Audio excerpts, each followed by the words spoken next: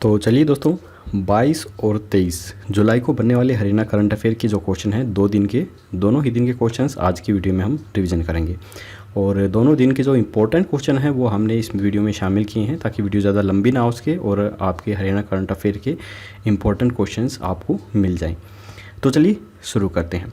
लेकिन उससे पहले मैं आपको बता दूं कि अगर आप हमारे चैनल पर पहली बार आए हैं और आप हमारी पिछली किसी भी वीडियो की पीडीएफ डाउनलोड करना चाहते हैं, स्पेशल हरियाणा करंट अफेयर्स की, सिर्फ हरियाणा करंट अफेयर्स के बारे में मैं बात कर रहा हूं, हरियाणा जीके के बारे में मैं यहाँ बिल्कुल बात नहीं कर रहा हूँ। तो हमारे आज तक के हरियाणा करंट अफेयर्स की सभी पीडीएफ हमारे पास अवेलेबल हैं। आप चाहें तो उन्हें बाय भी कर सकते हैं। रेट आपको स्क्रीन पर दिख ही रहे हैं। जितने महीने के आपको पीडीएफ चाहिए उतने रुपए आपको इस कोड को स्कैन करके पे कर देने हैं और उसका स्क्रीनशॉट आपको स्क्रीन पर दिखाए गए व्हाट्सएप नंबर पर सेंड कर देना है, जिसके बाद हम पीडीएफ है वो आपको व्हाट्सएप पर ही सेंड कर देंगे। तो चलिए शुरू कर लेते हैं आज की वीडियो। पहला प्रश्न है, हरियाणा के कितने ज़िलों में एकीकृत सैनिक सदन बनाए जाएंगे? तो ये बनाए जाएंगे 8 जिलों के अंदर। सैनिकों के कल्याण के लिए राज्य के 8 जिलों में एकीकृत सैनिक सदन बनाए जाएंगे। इनके निर्माण पर करीब 100 करोड़ रुपए की राशि खर्च की जाएगी। नारनौल, पलवल, पानीपत, झज्जर, जींद, नूंह, फतेहाबाद तथा रेवाड़ी, इन जिलों में सैनिक सदनों का चरणबद्ध तरीके से निर्माण करवाया जाएगा। प्रत्येक सैनिक सदन के निर्माण पर करीब 12 करोड़ रुपए की राशि खर्च की जाएगी। इनमें सैनिक विश्राम गृह, जिला सैनिक एवं अर्ध सैनिक कल्याण कार्यालय, सामुदायिक हॉल, पॉलीक्लिनिक्स, सीएसडी कैंटीन, स्टील्स पार्किंग सहित अन्य व्यवस्थाएं भी की जाएंगी। इनमें लिफ्ट एवं रैंप का प्रावधान भी किया जाएगा। इसके साथ ही विभाग के अंदर आईटी यानी कि इंफॉर्मेशन टेक्नोलॉजी सेल भी बनाया जाएगा, जो कि पूरी गतिविधियों को अपडेट रखेगा। इसके बाद है, किस राज्य की तर्ज पर हरियाणा की सीमा पर स्थित हथनीकुंड बैराज पर थीम पार्क बनाया जाएगा? तो ये बनाया जाएगा केरल की तर्ज पर। जगाधरी विधानसभा क्षेत्र के हरियाणा सीमा पर स्थित हथनीकुंड बैराज पर पर्यटन को बढ़ावा देने के लिए 12 करोड़ रुपए की लागत से केरल की तर्ज पर थीम पार्क बनाया जा रहा है। थीम पार्क का निर्माण कार्य जून 2022 में पूरा करने का लक्ष्य रखा गया है। पर्यटन को बढ़ावा देने के लिए हथनीकुंड बैराज पर 23 एकड़ भूमि पर केरल की तर्ज पर थीम पार्क बनाया जा रहा है। इसके बाद है, हरियाणा सरकार ने किस भाषा में पुरस्कार प्राप्त करने वाले विद्वानों को हरियाणा रोडवेज की बसों में निःशुल्क यात्रा करने का निर्णय लिया है?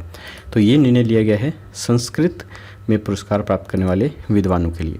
हरियाणा सरकार ने संस्कृत भाषा में विभिन्न पुरस्कार प्राप्त करने वाले विद्वानों को भी हरियाणा रोडवेज बसों में निःशुल्क यात्रा करने की सुविधा प्रदान करने का निर्णय लिया है।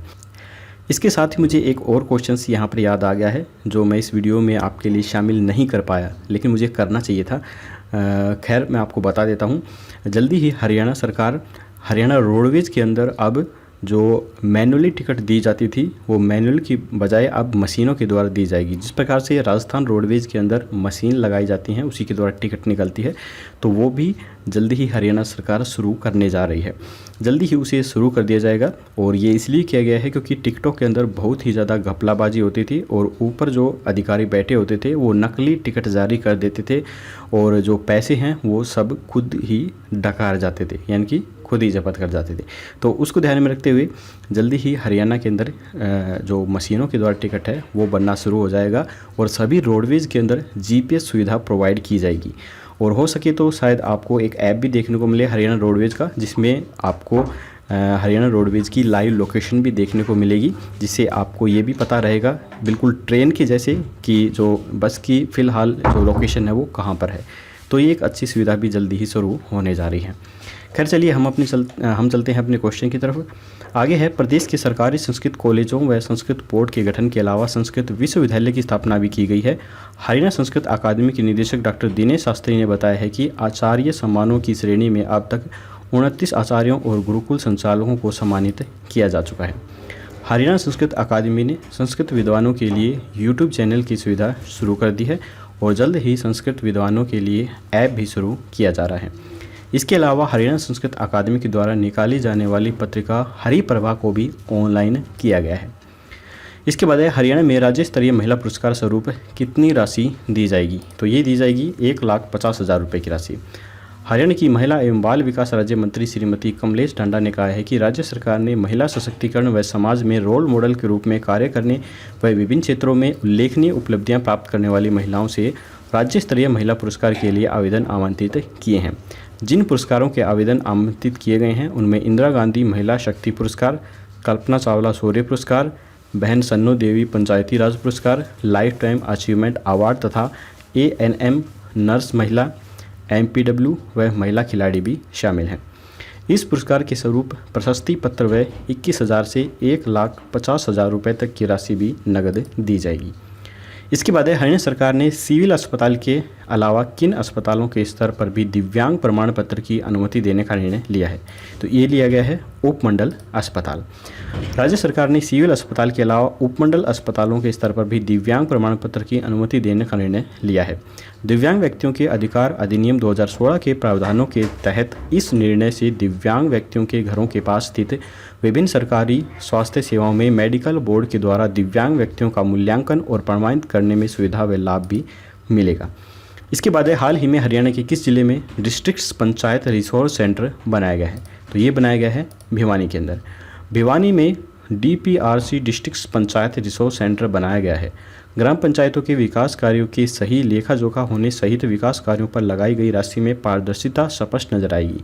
इसी के लिए सचिव और कोषाध्यक्ष के प्रशिक्षण का आयोजन किया जाएगा। यह आयोजन 15 व 16 जुलाई को ऑनलाइन आयोजित हुआ। इसके लिए भिवानी में DPRC district panchayat resource centre बनाया गया। ऑनलाइन मीटिंग्स में अकाउंट व ऑडिट के बारे में भी बताया गया। इसमें ग्राम स्वराज पोर्टल एवं ऐप में कोई भी डिटेल देख सकता है। इसका लक्ष्य यह है कि जिस काम के लिए ग्रांट आई है वह उसी काम में लगे और उसका लेखा जोखा ऑनलाइन पोर्टल पर दर्ज हो।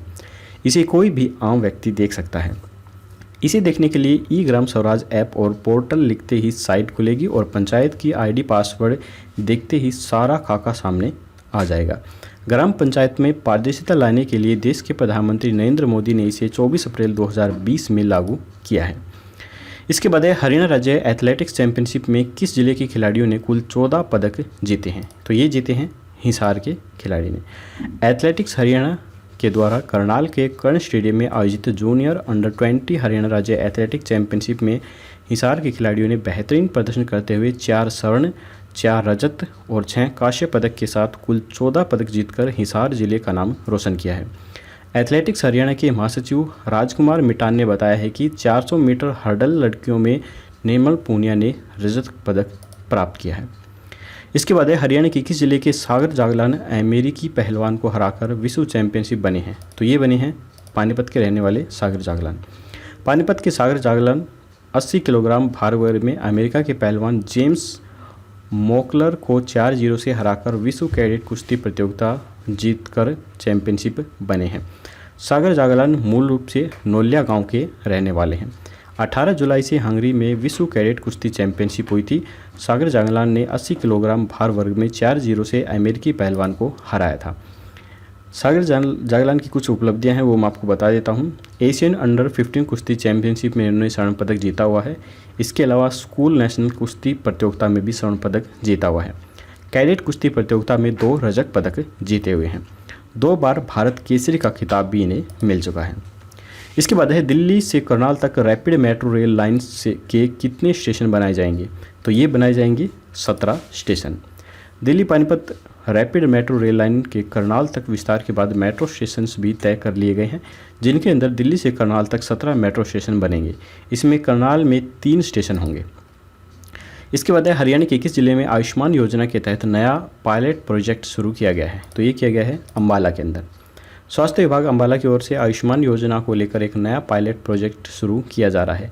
इसके तहत आयुष्मान योजना में आने वाले परिवारों के 55 वर्ष से अधिक उम्र के व्यक्तियों को स्वास्थ्य विभाग की आयुष मित्र टीम द्वारा संपर्क किया जाएगा और उनको उनकी बीमारियों के बारे में भी पूछा जाएगा।